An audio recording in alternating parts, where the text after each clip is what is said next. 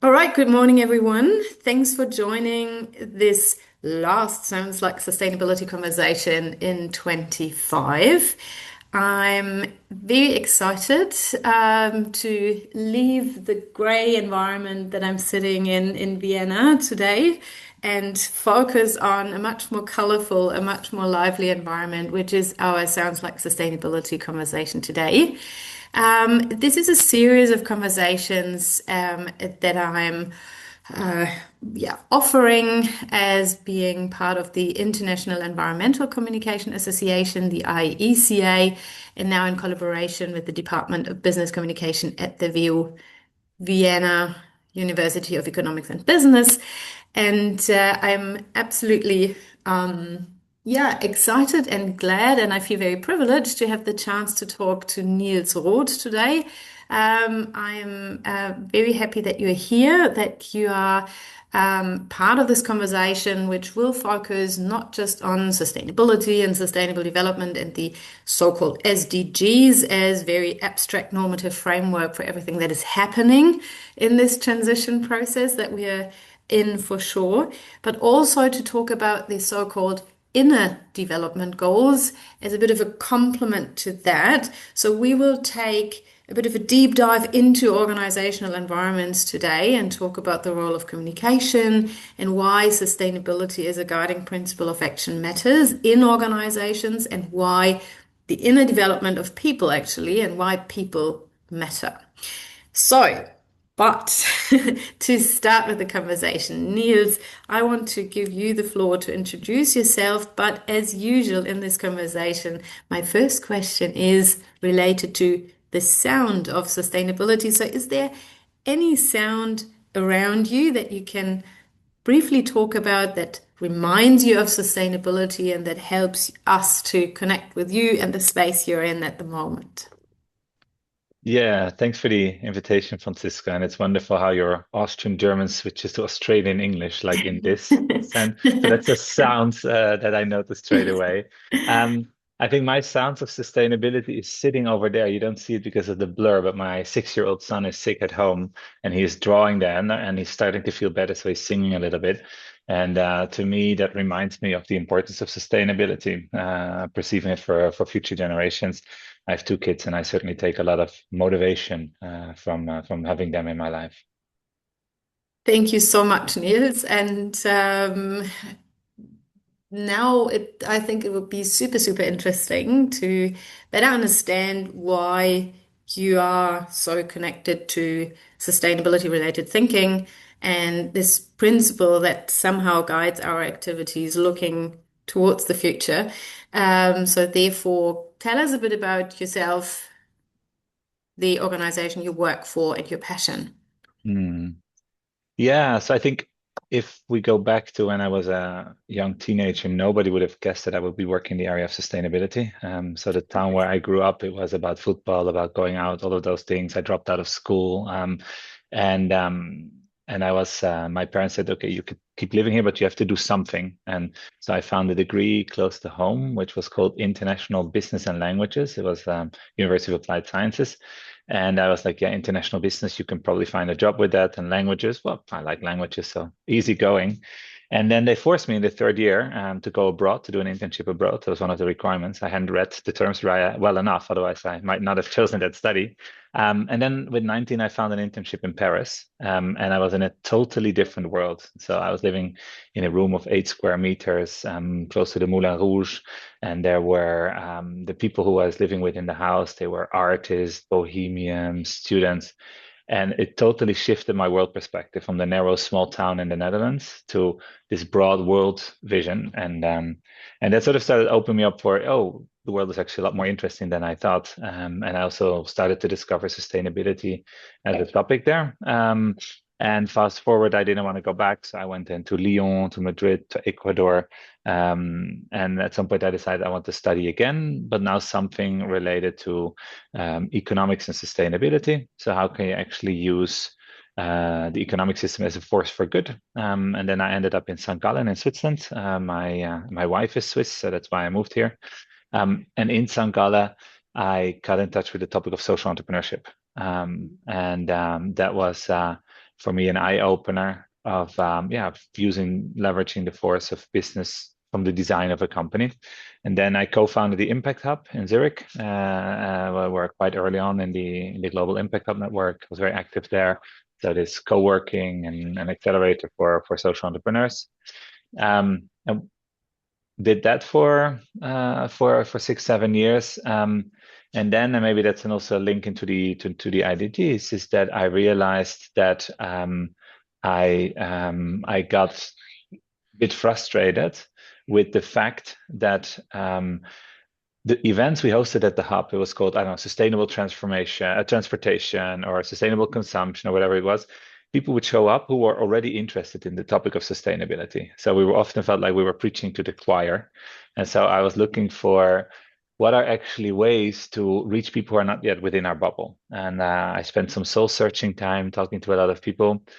And I came up with this very simple theory of change for myself that if you can help people to reflect more, figure out what their values are, what kind of world they want to live, I think that's a question that is relevant for many people, but not everybody asks themselves these questions. And if you can get people to do that more, I believe more people will end up thinking about sustainability in a positive way. So for me, the Trojan horse of a more reflective society, that would work for somebody who wants to become a banker, but also for the social entrepreneur. And so that became a bit of my driving force then. How can you get more people outside of the bubble to start from an inner or personal development kind of perspective?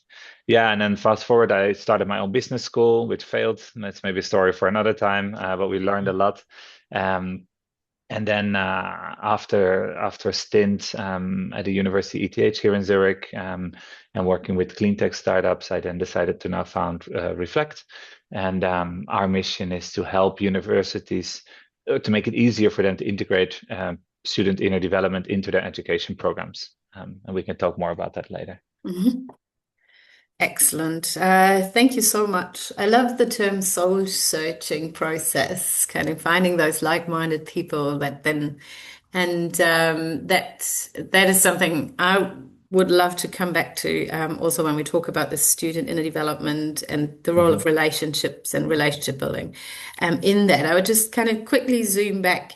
One question that always comes up when we do research in the sustainability context. When we start to deal with sustainability or get closer to it, what it is that we end up with a situation where we say, we should do the research without mentioning sustainability because people get really bored. People get really kind of, it's already there. And this kind of always there-ness is something I would love to talk about a Mm-hmm. bit. So, what is sustainability? What, especially like from a language or a terminological or conceptual perspective, and how much harm or no, that's too hard. Maybe like what is the barrier? What are the problems when people that potentially just occur when people hear sustainability? Is there something like a sustainability fatigue already, or is this also a bit of an elite discourse that or elite thinking here? Like how to handle sustainability as That's a a, small question to start with. I We have know. 25 minutes. Why not? Yeah. Um, so sustainability has become a bit of a polarizing issue. So generally, society is polarizing, right? And sustainability is one of the issues that's divisive, unfortunately. And Mm, I think we have to be very pragmatic about how to go about that. So in certain context, sustainability as a name and as a is still very valuable to keep. But if you want to bring it to the mainstream, I think where we need different approaches. And I think sustainability can be translated into things that people care about a lot more. So I'm not really an expert in that, but if I look at the people who live close to me, if I come to them and I start talking about the SDGs, etc., they're like, oh, they're gonna take my car away. But then if you go down like, oh, you go mountain biking in the forest, you want to preserve that, then you get access to it. And that is not easy to do from a meta perspective, but I believe the the let's just call it the values of living in a world that perceives itself that work for everyone. I think that is generally somebody that nearly everybody is on board with, and we have to try to find ways to access that. So I never stick to the word sustainability, but wherever possible, try to find words around that or make it tangible in action.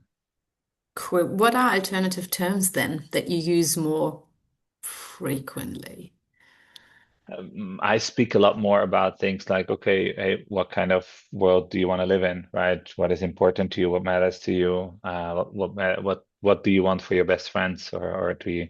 I Mm. find that usually very powerful question in the dialogue. Like, okay, what kind of place would you want your kids to live in, or would you want your parents to live in, or your mother?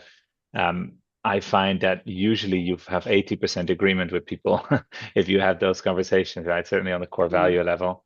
That doesn't Mm. help you if you do sustainability communication with like Mm. campaigns and stuff, right? But in my sphere of influence, that's the most effective way. Mm.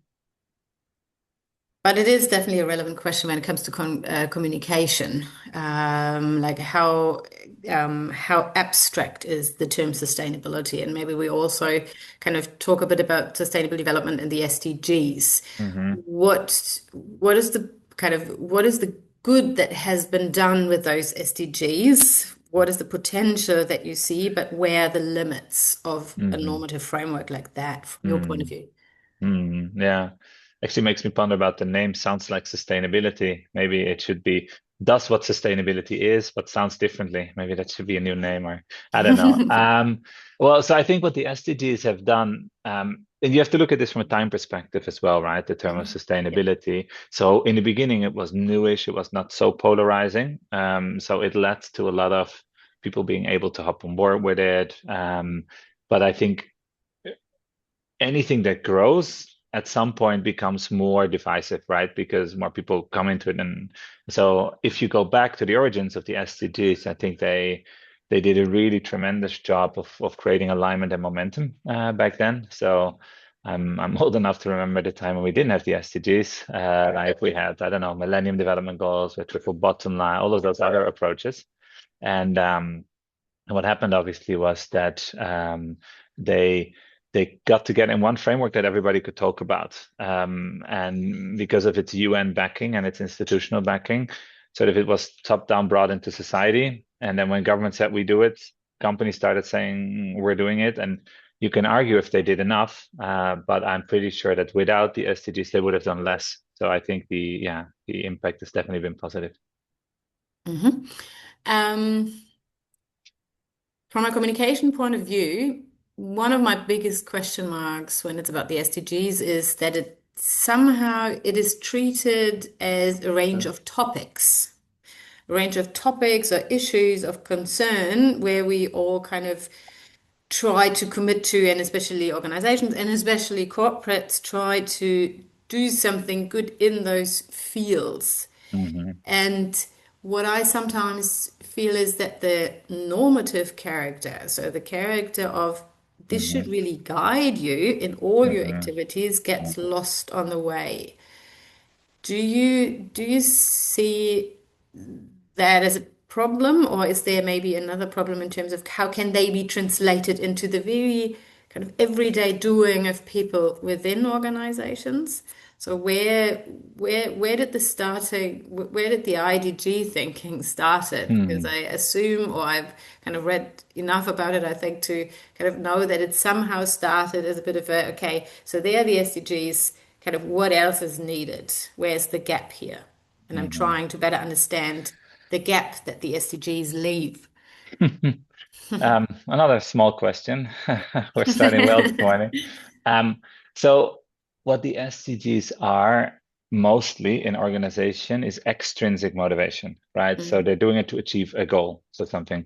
Yeah. And extrinsic motivation can be extremely powerful for people to guide behavior, but it doesn't always survive a storm or things that happen, right? Mm. And so if you think about it, like the backlash against sustainability that we see everywhere is particularly in places where the transfer from extrinsic to intrinsic motivation hasn't happened, right? Where people Mm, haven't been able to translate those abstract goals or those areas where you could do something into values that they want to live in their day-to-day life. And I think extrinsic motivation is great to get something started. But if you stay on the extrinsic level, you're never going to have systemic change. Therefore, you need to shift to intrinsic motivation. And therefore, I mm, believe the individual component, but also the collective component as an organization plays a key role. And that's why I feel inner development is a big opportunity to make that shift. mm. Can you tell us a bit more about the SDGs from your perspective? What are they? What can they do? Why are they there? What is the I, potential? I assume you mean the IDGs and not the Yes. SDGs. Sorry, Okay. IDGs. Sorry. No worries. So Thank many you. abbreviations. We could play abbreviation bingo here, I think, Yes. and we could Tick, get tick, quite tick. some points. Um, what are the IDGs? The way I got to the topic, my first slides and concept, I wrote down scalable personal development, sort of as an idea, because I believe that would lead to more sustainable behavior. And then at some point in 2022 or so, I discovered the IDGs, and like other people are working on it.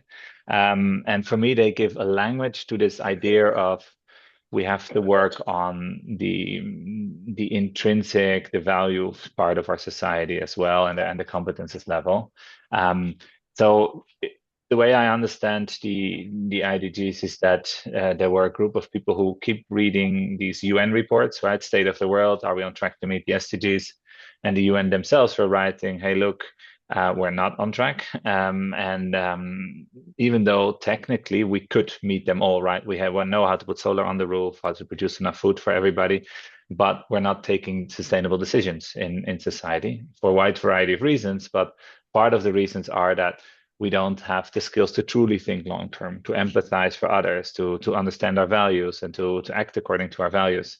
And so these people said then, hey, look, next to these SDGs, we need IDGs with competences that will increase the likelihood of achieving the SDGs, right? And that for me was a little bit the starting point to the movement. And then they did this one question survey, right, where they asked a lot of people around the world, what is the one competence we need most to achieve the SDGs? And then they Mm, created a framework out of that with first 5 dimensions and 23 skills. Um, and I think they themselves were totally surprised by the amount of traction they got. Like it went through the roof. It seemed like a lot of people were waiting for this, yeah, the inner dimension of sustainability. And yeah, and so for me, it is really a shared language that is easy to understand, to get people moving on, yeah, on this inner dimension of sustainability. mm. If you think about kind of all that IDG related thinking and the development and what is done with it so far, what role does communication play in that? I think, and that's what the founders of the IDGs say themselves, that the IDGs are primarily a communication framework, right? That's a Mm. marketing tool to make concepts that have been out there for a long time accessible to people, right? So I think it is primarily communication. And there are loads of very clever tactics that they use, right? The naming that is close to the SDGs, the same agency that developed the SDG coloring, did the IDG coloring. And because their goal was to change the narrative and to put this on the agenda, and they did that through communication and making it accessible. So I think it played a huge role. The risk is obviously then when you put a framework into the world and you're going for this open access kind of logic, is that people will do with it what they want. So you cannot control it, right? So Yeah. if you want to scale impact, you have these three strategies. One is more top down. So as a business, you control everything. The second thing is more through networks. So this is what the Impact Hub did and those kind of things, WWF, all of those people. And then the third thing is more through an open source movement, think Fridays for the Futures, but also think IDGs, right? They put an idea out there and people use it in different ways. And you have to accept that you can't always control it. Yeah. So there are a lot of super interesting aspects with that. Sorry, I just made a note.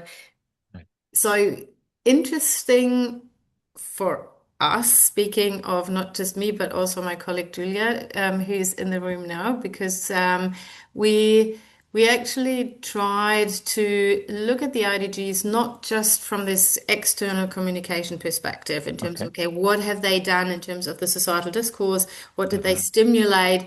What smart moves did they take? Definitely Mm-hmm. in terms of making this really complementary to the SDGs. But also, what role does communication play when it comes to those five key competences? For example, relationship building.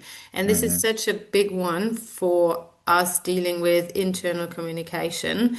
And look, trying to understand communication as a more constitutive process of how organization actually define what they are through every communication process, through every Mm-hmm. interaction. So what we like, we try to not just see communication as a tool or an instrument to Mm-hmm. inform, to, as I Mm-hmm. said, stimulate Mm-hmm. discourses or participate in discourses for organizations, but also as kind of pretty much the basic, like tiniest little Mm-hmm. unit of human Mm-hmm. interaction.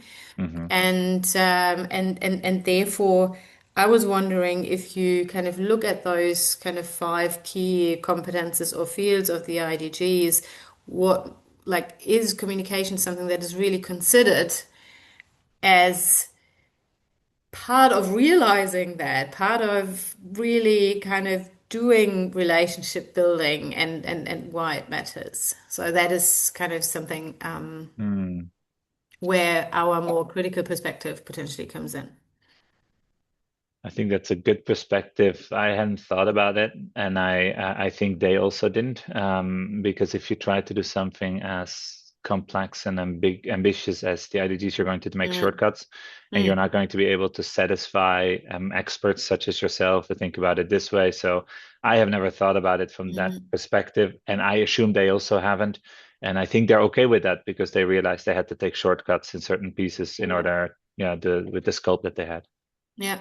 And it's not really like it shouldn't come across as a critique Hmm. or anything. It's just something we stumbled over because this is something that is very normal and happens that communication is usually more reduced to its functional, yeah, Mm-hmm. to its function and what it can do in terms of, as I said, discourse stimulation or issue Hmm. positioning and Yeah. persuasion and all of that.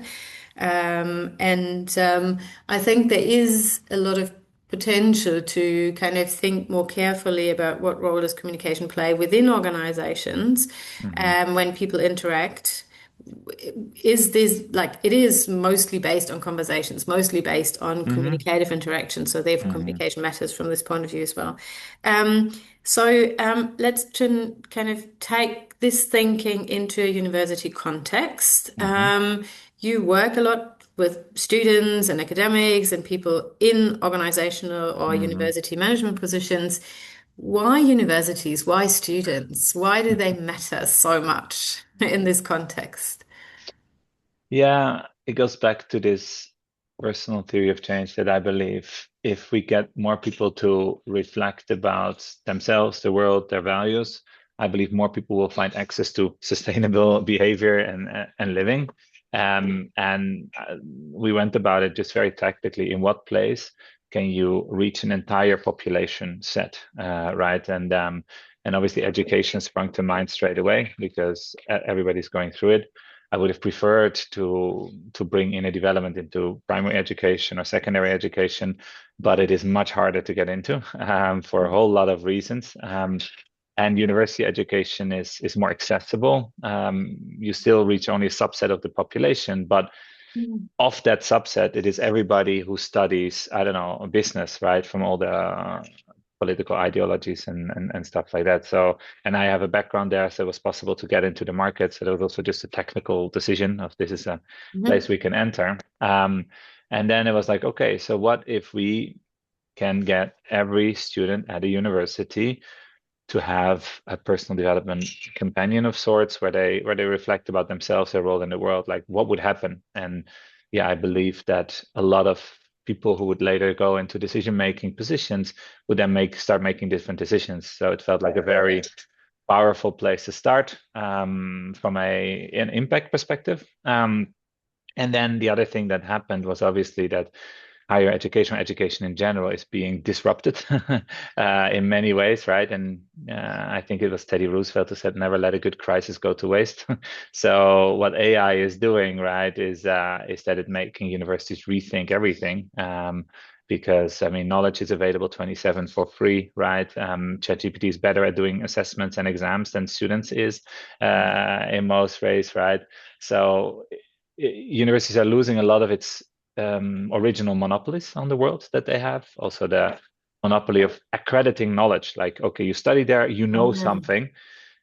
You can know the same thing sitting at home with ChatGPT, right? And so that means that universities are going to have to rethink what their role is. And if you go back to the Humboldtian original, right, of building character, I believe that's the only place that universities have a real future, because they cannot compete in the other areas, I think, and they shouldn't. And so for me, that is the beautiful opportunity, Trojan horse, to bring more inner development into higher education. And given that a lot of them are asking how to do that, yeah, we want to make it easier to do that scalably and do that with the right kind of content and quality. Mhm. Nice. Um, Quick question, and then I open it up to everyone else in the room for questions. Um, does that like this idea of universities being the place where people really develop their personality for reflective, critical thinking, for questioning the world, questioning everything that is happening, which I would totally agree on because this is how I'm socialized in this setting. But does that also, or is this something that only works in Europe? And I'm asking the question because, as you know, more and more universities are kind of following this Anglo-American system where the university is a business. And there are countries like Australia where like university education is the third biggest export factor in terms of money, like purely economic reasons. And I'm Mhm. wondering if this thinking or this ideal is something that can also work in universities or in university models that are following stronger or much more business logic. Mm. Um, So I find it an intellectually very interesting question. I think, like speaking as an entrepreneur Yeah. of Reflect, right? Europe is big enough, and we have enough opportunities there. So Yeah. I don't care so Yeah. much from that Yeah. perspective. I think the opportunity is there. I think, however, intellectually, right, this question of if you we as society in Europe certainly have made the choice to invest public money right into education. And Mm, what does that mean? That means that the people who come out of this education should contribute to society as much as possible, right? mm, It shouldn't be a way to maximize the individual's return on education in terms of mm, salary. So for me, that in this context, it makes total sense to rethink the purpose and what you're doing.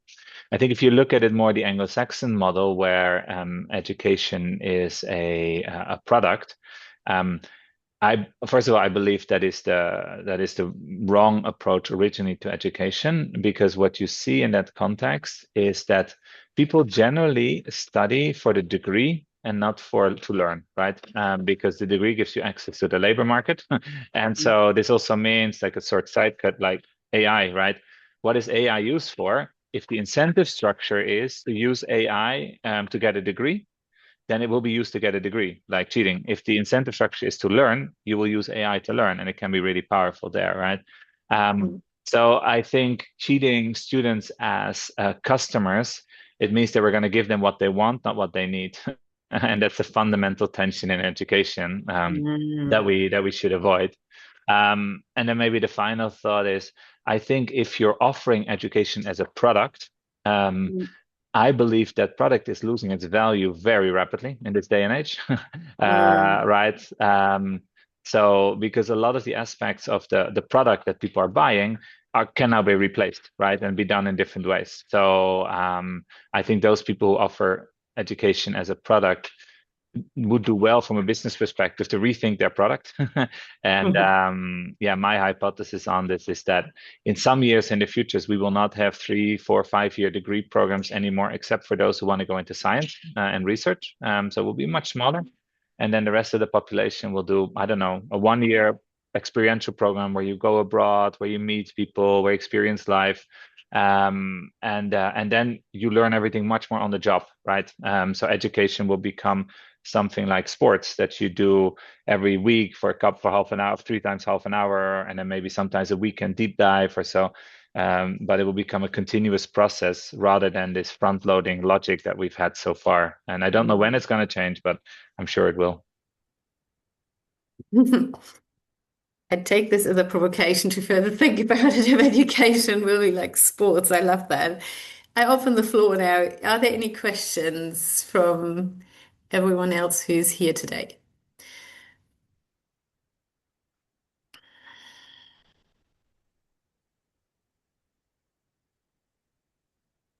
Any I have a ideas? question. Mhm. So, where do you suggest to start with the IDGs if one hasn't been in contact yet with that concept, whether be it on a personal level or also in a university setting?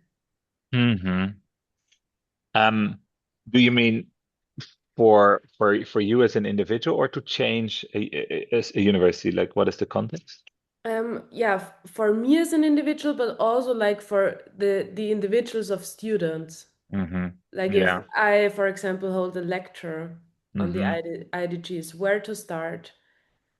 Yeah, so the IDGs as a framework with 5 dimensions and 25 skills can be quite overwhelming for people. And I think there are a couple of access points to it that we use. So on the one hand, it is really important to create relevance for the people. So if you work with a group of students and you're teaching, usually something that we often show is like this report from the World Economic Forum that says which skills will be mostly needed in the future, right? And out of the top 10 skills, 7 or 8 are IDGs. So if they want to get jobs in the future, they're going to need this, right? Like they would be stupid not to. They would be. So I think that usually helps. And then if you do it very concretely, people often read the framework from left to right. So being is on the left, and being is a really important dimension. But for somebody who hasn't spent a lot of time about thinking about their values, their self-awareness, it's a really difficult thing to get in. So I usually start with acting because it's more accessible. So things that they see around that they do in action. And from that, work backwards to collaborating, relating, thinking. Mm. So you have to make it relevant for them, and you have to take shortcuts to simplify it for their context. Hmm. Thanks. Thanks, Lucas. Cool.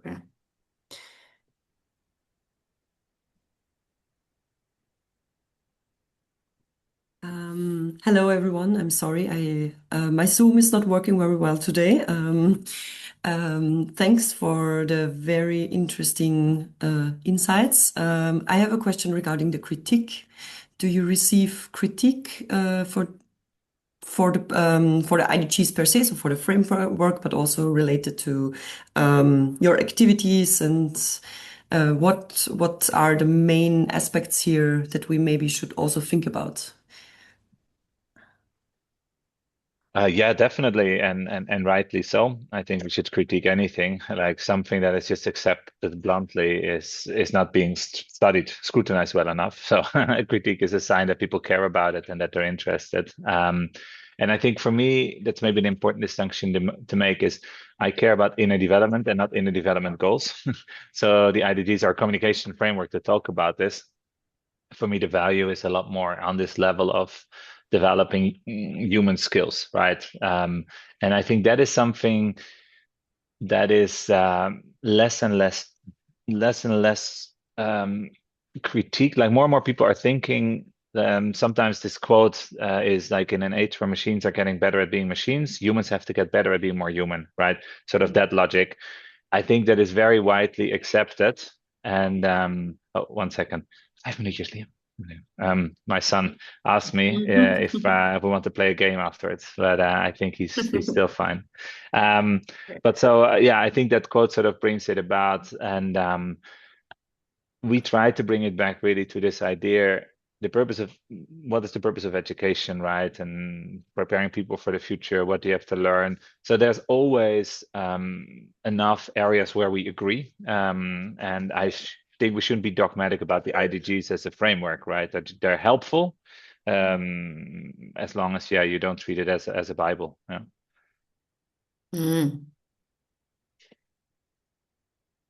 It's interesting that you kind of frame the IDGs as a communication framework. I love that because then it kind of gets more on this level of, okay, it's about inspiration, it's about stepping on people's toes, it's about making them think rather than being, okay, so we need to reduce hunger, we need to do this, we need to do that, because this is really where people, I think, and this kind of overwhelming information society or situation that people are in are just overwhelmed and can't cope. But if it's more kind of the idea is really to kind of ask those questions, Mhm. ask people questions. Yeah, and Really like for that. me, at least, there's also like the IDGs are also inspired by transformation that happened in the Nordic countries, right? This book, Mm, Nordic Secret and stuff. And I think this thesis that lies behind that, if people in a society are overwhelmed by the complexity and the speed of mm, change, they're going to go for the simple solution. And I think that is what's happening right now in 2025, right? Like the change is so fast on so many levels that there are a couple of almost dictatorial people coming, the Trumps, the Erdogans, the Putins of this world to mm, say, "Hey, trust me, I have the mm, solution," mm. and that is because people struggle to hold the complexity of the world, like I do, and a lot of people do. And this is another quote. I don't know who said this, but I love it. That for every problem that's complex, there is a solution that is simple, clean, and wrong. And I think Yeah. that is sort of also what, yeah, what Yeah. happens here. So for me, this Mm. idea of using inner development to be able to handle more complexity is extremely important if we want to, yeah, if we want to keep our democratic system. Mm. Thank you so much. We should let you go and play games, which really matters. And I very much appreciate that you took the time and to have this conversation. And I'm very glad that everyone else zoomed in and shared this conversation, which was truly inspirational. So thank you so much. And I hope this was only the starting point for more. And so thanks for now. Yeah, no, thanks for inviting me, and thanks for putting a spotlight on the topic, and also thanks for Valentina, Julia, and Vivian for coming so closely to Christmas, to this event. And yeah, indeed, this will be the starting point of much more, I'm sure, Francis.